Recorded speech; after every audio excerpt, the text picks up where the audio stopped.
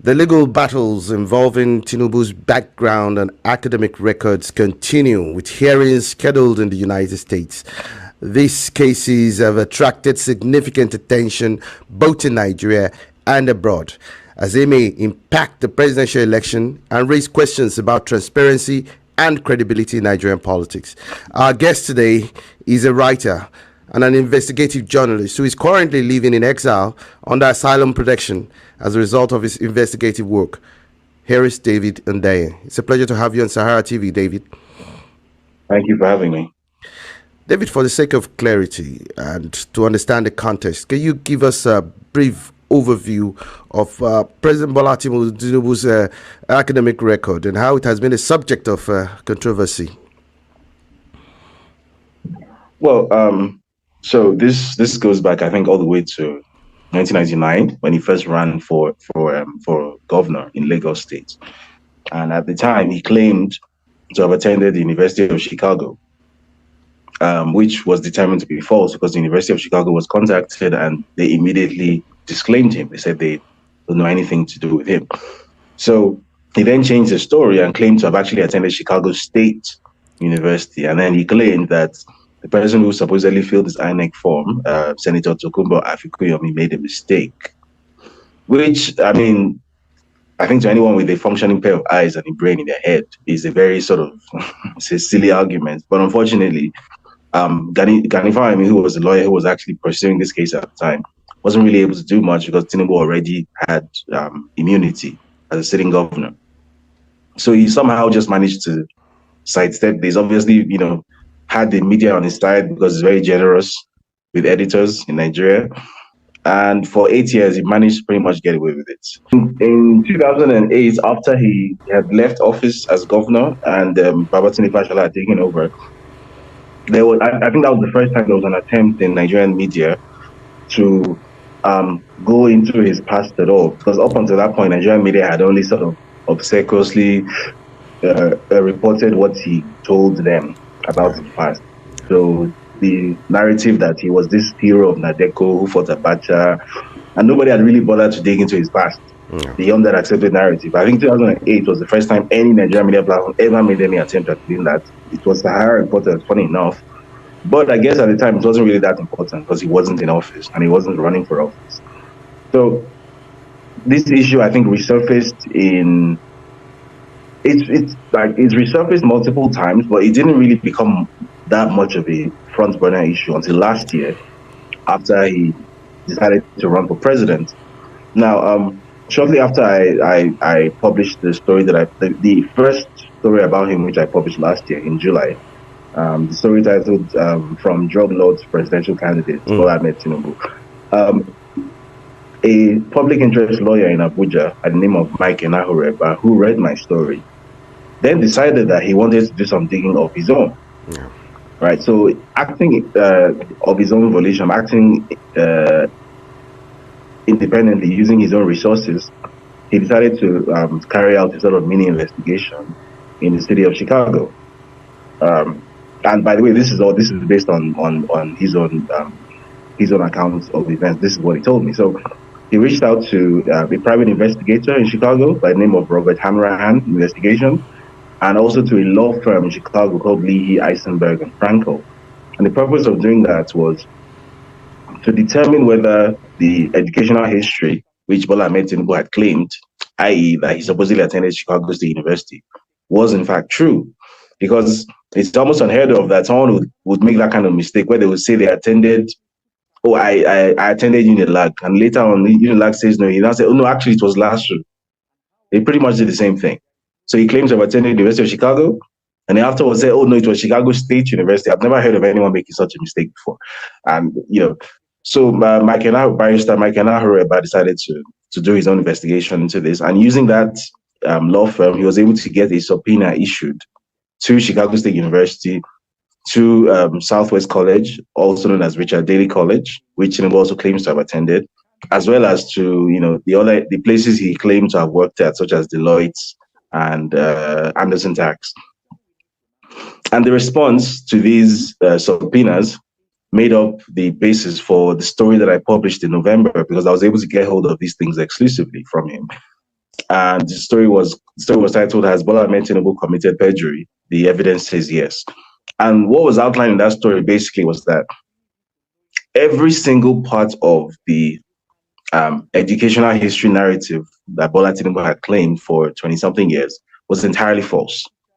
So, for example, the person who supposedly was on file at Chicago State University, the person known as Bola A. Tinubu on file at Chicago State University, the records clearly showed, bear in mind these records were obtained under subpoena. The records clearly showed that the gender of this person was F, female.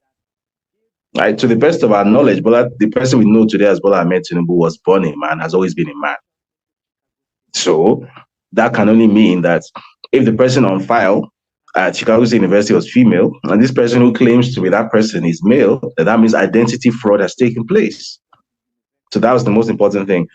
Some other things that were established were that the supposed Chicago State University certificate, which is submitted to INEC, was not in fact issued by Chicago State University, that this was a certificate that was issued from that was obtained from a cheap online forgery service called diplomamakers.com.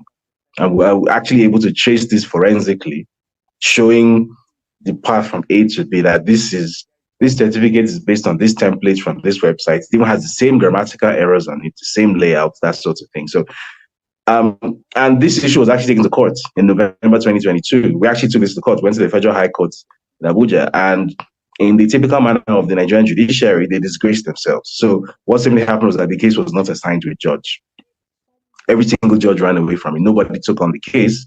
So it basically timed out. So it was kind of funny how during the rulings delivered at the PEPT, Justice Samani claimed that these issues were pre-election issues, because these issues were in fact raised before the election, and the judiciary did its absolute level best to frustrate the hearing of this case, to make sure that the case simply wasn't heard. So now that the PDP candidate Atiku Abubakar has decided to take this to the front burner, it has become an issue, basically. So what Atiku is currently doing in court in Chicago is basically going through the exact same legal process that Mike and Nahureba already went through over a year ago. And the simple reason for that, and for me, the nonsensical reason for that is, under Nigerian law, if those records are obtained directly by a participant in the ongoing case, i.e. Atiku, for whatever reason, they have more probate value to the court than when they were obtained using the exact same process by somebody who is not directly involved in the case. So even though we already know what those documents are going to say, because we already have them, and we had them for more than a year, what the Nigerian court system is basically going to say that as long as these documents are not issued directly to the court in response to this matter, even though they were also obtained under legal subpoena, blah, blah, blah, we're not going to recognize them. Which to me is a very nonsensical thing, but that's just how the Nigerian court system works, unfortunately. I kind of get that, and I recently read one of your tweet just yesterday, which was quite a cutting remark on Nigeria's judicial legal system. You actually was quoted as saying that the only reason Atiku is in court is because Nigeria's legal system is operated and overseen by some of the worst blockheads in the northern hemisphere. You went on to describe them as blockheads who wear hot, heavy colonial wigs, and they ascribe lower value to the same documents that have been gotten under the same legal process. You went as far as describing them as wig-wearing obotes. And the Nigerian justice system is a rotten pile of arbitrary nonsense. Some of your critics are saying these are brutal remarks and a serious indictment on Nigeria's legal system. Your reaction to this? Well, I mean, I'm not sure how many Nigerian lawyers or Nigerian judges actually benchmark the Nigerian justice system to the justice systems in supposedly the countries that even inspired our own legal system, such as the British legal system or the American legal system. Because if you are familiar with those legal systems, a principle which is taken very seriously is the principle of um, there's a specific term for it, but in my own words, I'll describe it as minimization of time wasting.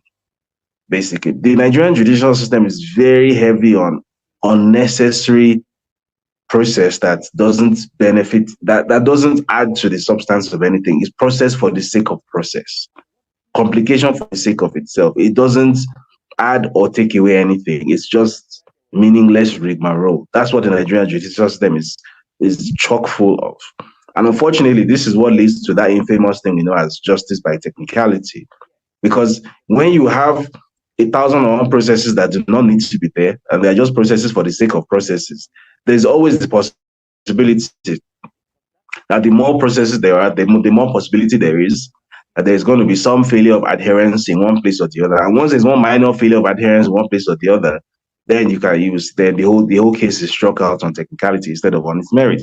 We've seen an example of this recently when, during the appeal court judgment at the PEPT, regarding the issue of Tinubu's undisclosed citizenship, which, by the way, is a very clear instance of perjury, because on his INEC EC9 declaration form, he was asked, have you obtained citizenship of another country? Tick yes or tick no. He ticked no under oath.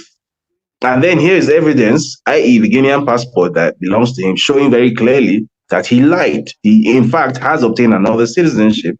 And instead of ruling based on the merit of that issue, the court said, oh, well, the way this thing was introduced, the way this evidence was introduced into the courts didn't meet so and so standard, therefore it's struck out. So in other words, justice has not been served at all. You've paid the technicality has received higher probate value than the actual merit of the case. And this is the hallmark of the Nigerian judicial system. If that were to have happened in the UK or in the US, or maybe that's even too far. Let's even use countries we can even benchmark ourselves with, like Brazil, South Africa, Pakistan, Indonesia, right? If such a thing were to have happened in such countries, I think you'll find that the judges would have said, well, whether or not there is a technical issue here, minor technical issue here or not, the merit far outweighs that minor technical issue. And by the way, that is very much a principle in jurisprudence, pretty much everywhere in the world, that where there are potential, there are minor technical issues that could potentially be used to create issues within a case, the judge actually has it's at the discretion of the judge to assign priority to the merits of the case over the technicality, right? The judges actually have that power. But in the Nigerian justice system, the judges will never exercise that power. All they will rather say is the technicality comes first. Everything is about process and procedure and ceremony. Right, it's always about the form, never about the substance. That's quite absurd. It's really absurd. David, we know you've done quite an extensive research on Tinubu's academic background, and one of the questions we would like to point out, pushed across to you, is what are your sources? What kind of evidences or sources have you relied upon when you were investigating these matters, and how credible are these sources, and what steps have been taken by you to verify the information, considering the fact that we've got so many documents flying around, records that are flying around on the social media spaces, and some of these records are not very verifiable.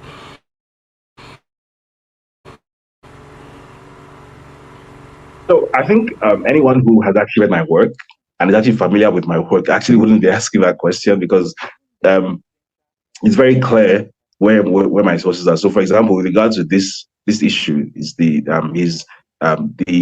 educational background of the president. It was very clear that these documents that form the basis of the story that I published were legal documents which are obtained using so and so process. All of this was enumerated in the story, and that this is where I obtained these documents from. That there was a suit filed in the FCT High Court, and once the suit was filed, these documents became they became public record basically, and I was able to get hold of them from. In fact, on the documents, which I always include a link in my stories, so because I usually upload them to my Scribed account in like PDF format, anyone can see and download it. You could even see the stamp of the FCT High Court with the date and everything in signature. So there's no question of, oh, which backyard route did I use to obtain? There's no backyard route, right? If I'm not willing, if I'm not 100% sure about the veracity of a document, I'm not going to publish it or publish a story based on it, right? That goes against the rules of the profession. You only put out, you're only supposed to put out what you can stand by, what you can prove is true. So that's what I do. It's really that simple. So there's no it's not as if there was one I met in a dark alley with some guy in some street in Chicago who gave me documents in a folder. No, it wasn't like that. These documents are publicly available documents from a court. Now let's get your perspective on this as well. Can you discuss notable controversies or scandals surrounding President Tinubu's legal history, especially in the United States of America? So, okay, I guess I should back up a bit here, because I guess this ties into the other story, exactly, which I published. So the focus of that story was on the criminal background of the supposed Nigerian president, specifically his involvement in heroin trafficking between the 80s and the early 90s in Chicago, which is also on public record in the US, and which is available. I mean, if you walk into the Northern District of Illinois Eastern Division Courthouse and you pay the $35 filing fee, you get the document. It's publicly available. Now, I think that is very well known. The contents of that document have been done to death, so I don't think I need to summarize that again. I guess the relatively new information is, by the way, all of this is going to be contained in a book which I'm publishing next year. So after that story was published, after the second story was published, the documentary based on the first story was also published, we decided to go a step further. And by we, I mean myself and a fellow called Aaron Greenspan, who runs a website called plainsight.org. Plainsight is an American website which serves as a repository for publicly available court documents. So basically any legal, any documents that is, any document that comes from a court process in the US, which is supposed to be on a public record, be it criminal or civil, it's basically hosted on Plainsight, because the purpose of Plainsight, as implied by the name, is to put everything in plain sight, right? So instead of people having to go to some obscure courthouse to pay a filing fee, or go to the National Archives and request records and pay filing fees and whatnot, Plainsight does all that work. It's like an NGO kind of thing. It's NGO funded, and it puts all of this out and makes it publicly available for free. So during this time, he became aware that the 1993 federal investigation involving Tinubu was receiving a lot of traffic on Plainsight, and this was largely due to my involvement in the issue. So he reached out to me, and we struck up a sort of informal relationship. So sometime in October last year, he was the one who actually told me that, you know, as against just looking for existing court files that may or may not exist, there are other ways to actually access information that using the FOIA framework. Now, I've used FOIAs before.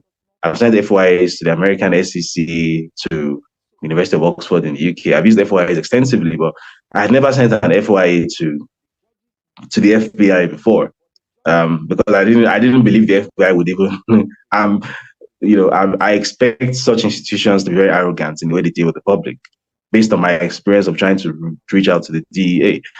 So he was one who actually kind of educated me that, yes, the FBI probably will decline the FOIA, but there's a secondary process after that to actually get hold of this information. You can actually take the FBI to court. You can actually carry out litigation.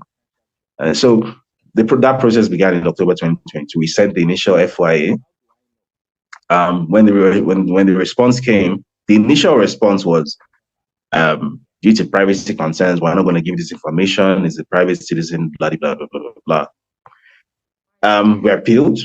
The second response was, They have identified 70,107 pages of relevant information, blah, blah, blah, blah, blah. However, they are still not going to give us this information based on privacy considerations, which I consider to be a fatuous argument. Because at this point, this person was like one of the front runners for the president of Africa's largest country. So how can you say that this is private, that privacy concerns here? This person is no longer a private individual. He's putting himself up for elective office. So anyway, after the election, which he, allegedly won, at that point, he could no longer claim that this is a private individual.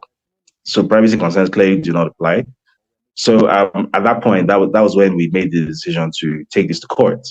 So in addition to just the FBI, so in total, six U.S. government agencies were copied into this suit. So it was the FBI, it was the CIA, Central Intelligence Agency, it was the DEA, that's the Drug Enforcement Administration, it was the IRS, that's the Internal Revenue Service, and it was the U.S. attorneys and the State Department. So 6 institutions in total.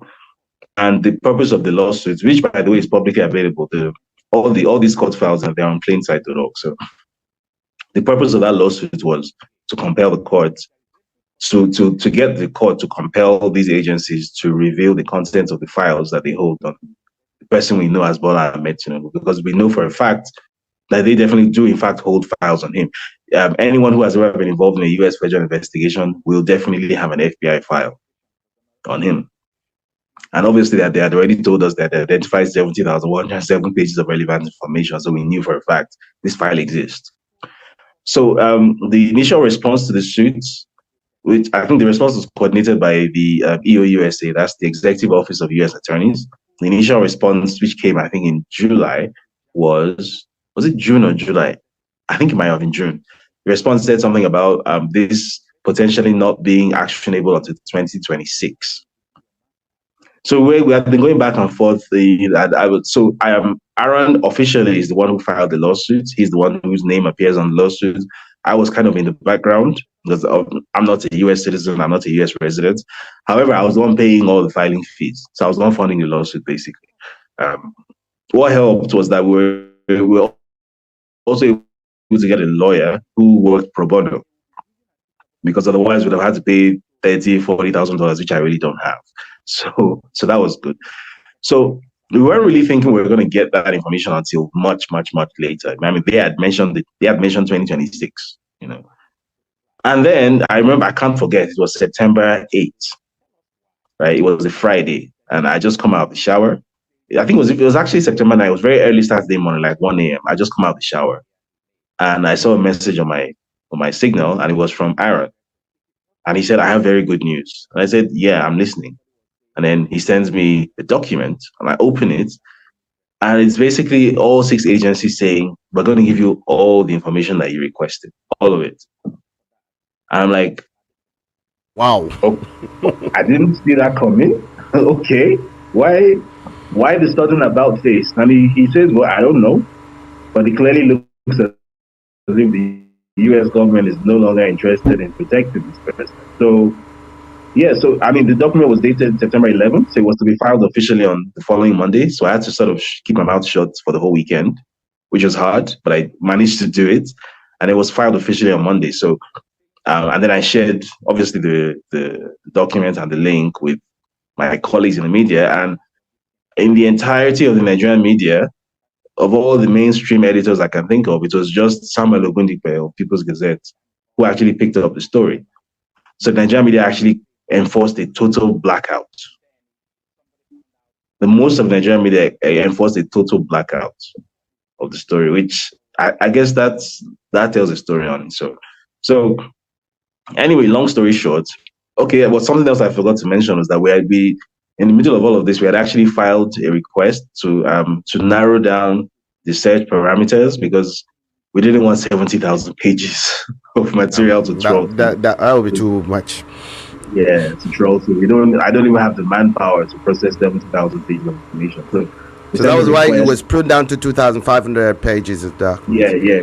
So we sent a request to the FBI saying they should trim down the search parameters to just individuals and entities linked to Ola Tinubu and Kafaru Tinubu, who he claimed was the owner of the money that was seized from his accounts in 1992. So that's how come it was trimmed down from 70,000 plus pages to 2,500 pages. So um, the the word from the FBI was that from October they're going to start releasing these documents at the rate of 500 pages per month. So it's going to take 5 months basically to get through the 2,500 pages. And by the way, that's just the FBI, because I think that has also been missed in all of this. That the 2,500 pages everyone is going on about are just the FBI. So the State Departments, the IRS, and the DEA also have files, and they're also going to release them. I think either the DEA or the IRS said they're going to release theirs at the rate of 300 pages a month. So there's a lot of material which is going to start emerging from October of next month. So I guess we wait. We'll wait. That's let me take you back a bit, David, and I'm going to crave your indulgence with in regard to this. We're still on Tinubu's academic record. What's on the mind of most Nigerians? How are we sure that Tinubu's documents that will be released by Chicago State University will not be heavily doctored like the 2023 presidential election results? I mean, considering the fact that as some Nigerians claim, the university itself is tainted with corruption and had to be indicted in some instances, and they paid heavily for that. So, what's your reaction to this, please? So yes, the University of the Chicago State University is in fact significantly tainted with corruption. This is a matter of public record. It actually is.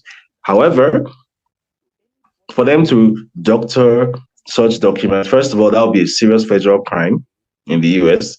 Secondly, I think people forget that we have already obtained these documents under subpoena. So if the documents they release differ in any way to the documents which they released last year under another subpoena from the same court, then they have a whole criminal issue on their hands. Because when you respond to a subpoena asking for this document and you submit a document, and you respond to another subpoena asking for the same document and you submit a different document, that means that one of those documents you submitted was false. And that is perjury. Lying on that oath is one of the most serious offenses you can commit in the US, right? That you can spend your life in prison for doing that, or at least you do a very, really long stretch in prison for doing that. So I guess we actually have Mike Enahureba to thank for this, because he has essentially ensured that regardless of whatever game Chicago State University might want to play, they have basically shot themselves in the foot. Because under no circumstances can the documents that they released to Atiku Abubakar be different to the documents that they released to Leahy, Eisenberg, and Franco. They have to be the same, otherwise they have committed perjury. Right? And this is not the Nigerian legal system. There's no justice for money. To find the technicality some way to get you off. So good luck to them. Now, I know that they've also strived as much as possible to ensure that these documents are not released, and we've had instances, in fact, and we've also had some of their supporters actually doing a pushback. For example, Bayo Nuga, a former media aide to the president, has criticized the supporters of Atiku Abubakar and PTOB over their stance on the president's certificate, saying that they're wasting their time and chasing shadows by controverting Tinubu's attendance at the Chicago State University. What's your reaction to this? I mean, if that was the case, then Bayo Ononuga would be the last person to be concerned by it. Why is he?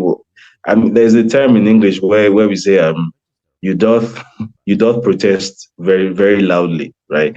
You're complaining too much, right? You're complaining more than the bereaved. So if the supporters of Tinubu and Atiku are wasting their time, let them waste their time.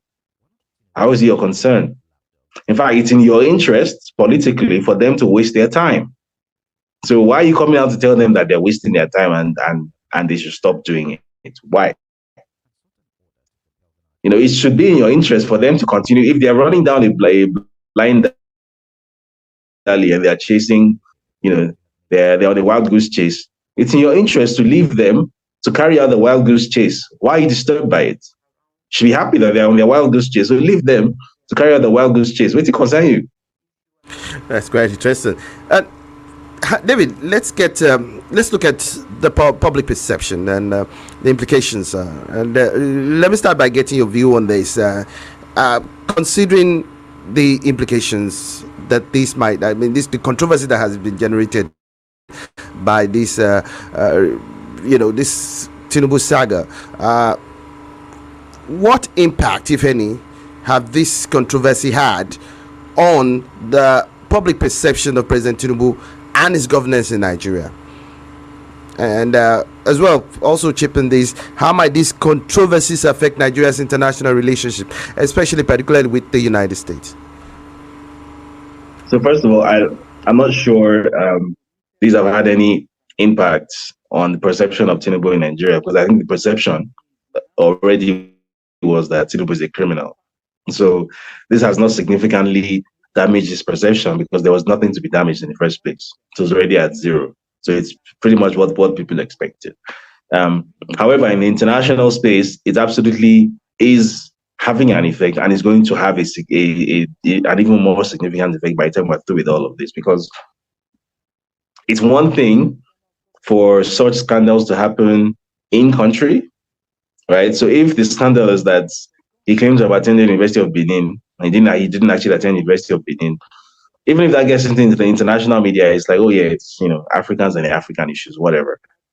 But this is an issue that is rooted in the US, right? That's where the problem is, right? Because Buhari had a similar issue where to date, as we speak, Buhari has never actually proven that he completed his secondary school, right? And they also submitted forged documents, and somehow they also got away with it. I think because Nigerians have a very short memory, Nigerians have forgotten that Buhari presented a forged WAEC certificate to INEC, where the name on the certificate was Mohammed Buhari, even though his name is Muhammadu Buhari, and the passport photo was of him at his old age. Nigerians have forgotten all of that. But the thing is, you can get away with that because it's WAEC. It's a West African thing, it's a Nigerian thing. Nobody really cares. But when you are forging a Chicago State University certificate, we are bringing the US into it, where you have an FBI file with a total of 70,107 pages. The US has been brought into it. In fact, I was reliably informed that at the last UN General Assembly, after so much noise that they made about Tinubu supposedly having an exclusive sideline meeting with Joe Biden, the US president, the reason that meeting did not eventually happen was because Joe Biden was briefed that there is some information which is about to emerge about this guy, and if you allow yourself to be pictured with him or to posture yourself in any way that looks like you are aligning yourself with him, your political enemies are going to have you for lunch, right? And it's going to affect your re-election chances. And that's how come that meeting, which they spent weeks crowing about, didn't come close to happening. In fact, it was so bad that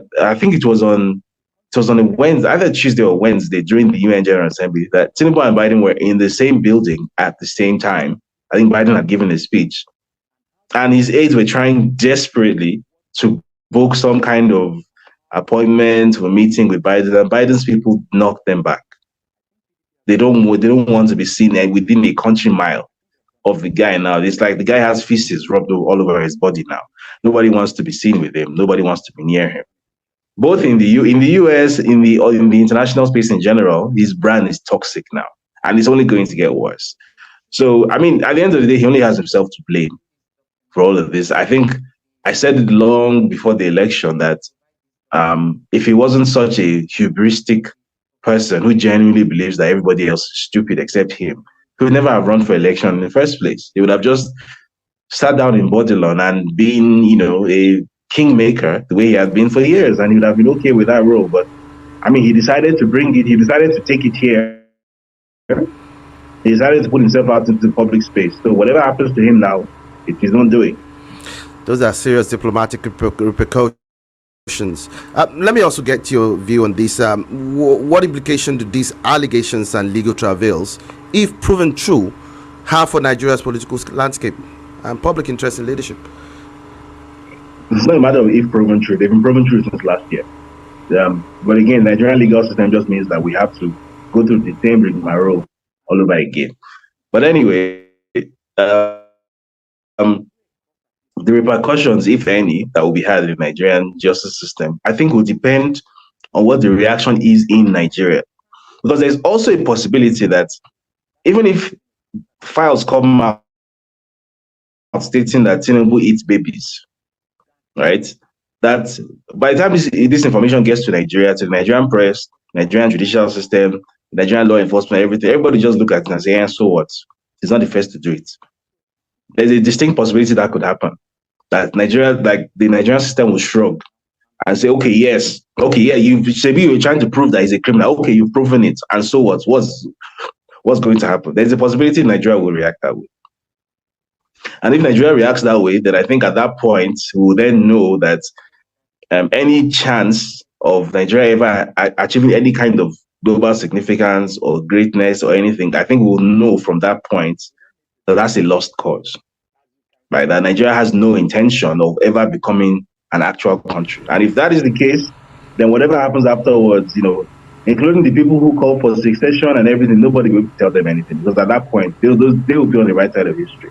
However, if the reaction is that the Nigerian system, even, I don't want to say purges itself because that's a strong term, but if the Nigerian system at the very least recognizes that the position of this person is now untenable, right, at the very least, even if all the other people who are criminals like him remain in place, but only he is taken out, at the very least, that would be a very powerful signal that possibly for the first time in Nigeria's post-colonial history, there is proof now that bad behavior or criminal behavior has consequences, has actual consequences.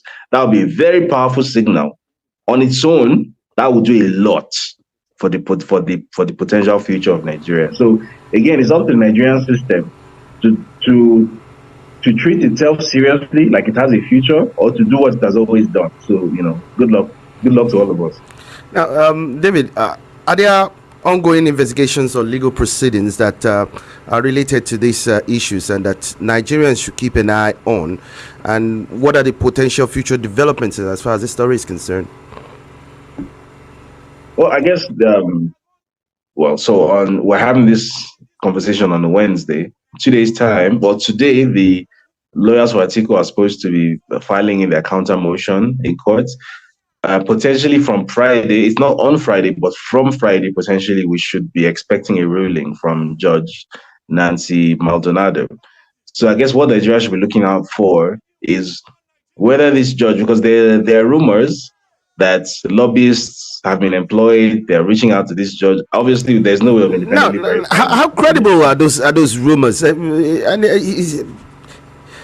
get your view on that. Are they really credible?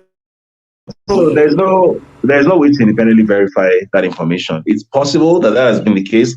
It's also possible that that's just someone's strategy for putting pressure on the judge. Nobody really knows, right? It's almost impossible to independently verify these things. However, what I think people should be on the lookout for is what the contents of the judgment are. And what I mean by that is the previous judge who gave a very definite judgment didn't just give a judgment saying these documents should be released and officials from CSU should have a deposition.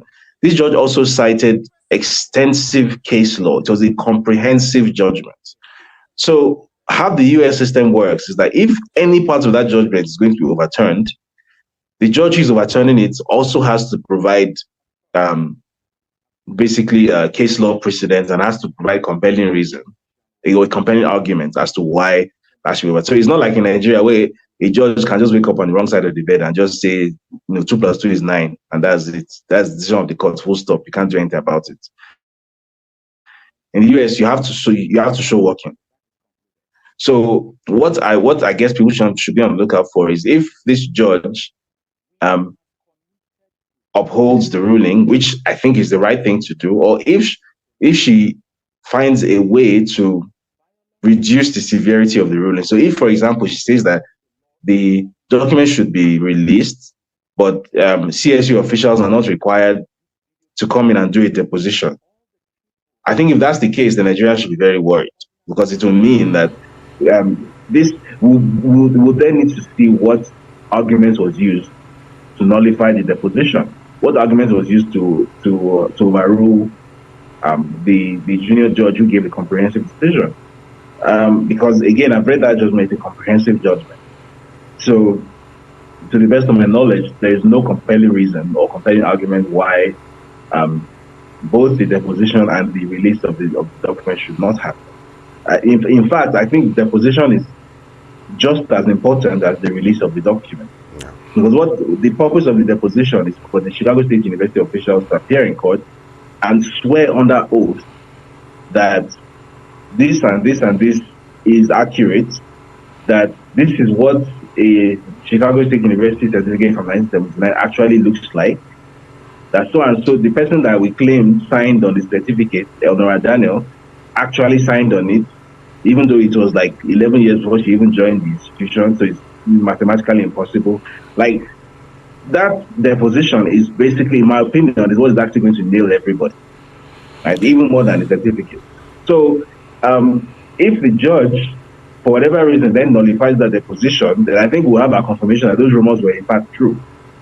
That's what we should keeping our eyes out for. All right, David, our time is almost up, but let me just ask this question, and I appreciate if you could do this in under 30 seconds. In your view, what are the key takeaways of your investigation into President Tinubu's academic records and his legal travels? So the key facts of the matter, as I think everyone knows, Bola Tinubu was a heroin trafficker. He was involved in a heroin trafficking operation in the US, in Chicago, and he has lied extensively about his background. The claim that he attended first University of Chicago, then Chicago State University when he changed his story afterwards. The claim that he worked at Deloitte, which was found to be categorically not true because Deloitte was subpoenaed, and they said they don't know this person. The claim that he worked at Anderson Tax. He claimed that he made his money from salary and bonus payments at Deloitte as a junior accountant, and he made $1.8 million as a junior accountant. All these are false. So those are the main facts, the main takeaways, so to say. Facts of the case. All right. However, I think in a wider context, the contextual takeaway for Nigeria is that there is an entire generation of people who are in and around power in Nigeria now who have experienced no scrutiny whatsoever. Their backstories have never been examined to be true. And it's not just Tinubu. I did a story this year where I took a look at Hadi Sirika, the immediate past Minister of Aviation, whom everybody said is a pilot, Captain Hadi Sirika. And I dug 1 inch deep into his background, and it became increasingly clear that one of the so-called flight training schools he claims to have attended doesn't exist. The Petroleum Helicopters Institute, there is no such place. It doesn't exist. Somehow, this person, who has never proven that he has actually flown any kind of aircraft before, who supposedly quit a career as a pilot at the ripe old age of 39 to go into politics, this person was presented as a sort of industry insider, someone with domain knowledge, and this person became aviation minister and has not actually proven that he's actually a pilot. So there's an entire generation of people in and around leadership in Nigeria who have experienced no scrutiny whatsoever. The security agencies, who I'm sure have all of this information, they choose to use that information to bargain, right? To curry favors, to trade, basically, to blackmail people, to get what they want out of people. The media is not doing its job either, because the media is just content to just regurgitate whatever they are told by these same people in power who often pay them off. The citizenry are also very content to believe everything that they are told. So at every level, there's a failure of the democratic system. So that's what I think the actual takeaway should be, that the Nigerian system is so porous that a drug dealer, like a street level drug dealer, was able to rise all the way up to president and Grand Commander in Chief of the Armed Forces. That's what I think people should be extremely worried about. Not so much the fact of Tinubu being a criminal, but how high he was able to rise as a criminal without any scrutiny whatsoever. David Hundeyin, thank you so much for your insightful perspective. We hope we could get back to you as details on further developments come out as far as this story is concerned. Once again, thank you for coming on.